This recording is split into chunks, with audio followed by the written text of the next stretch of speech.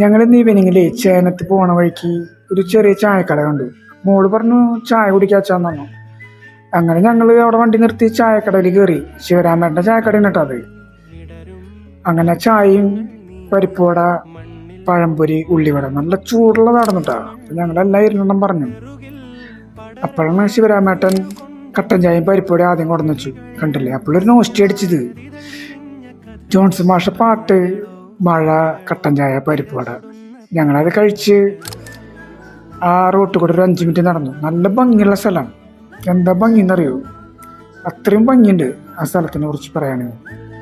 ഞങ്ങളങ്ങനെ നടന്നു 5 മിനിറ്റ് നടന്ന് വീണ്ടും തിരിച്ച് വണ്ടിയിൽ കയറി അമ്മാടം കൊടന്നൂർ വഴിക്ക് ഞങ്ങൾ പുള്ളിലേക്ക് പോയി.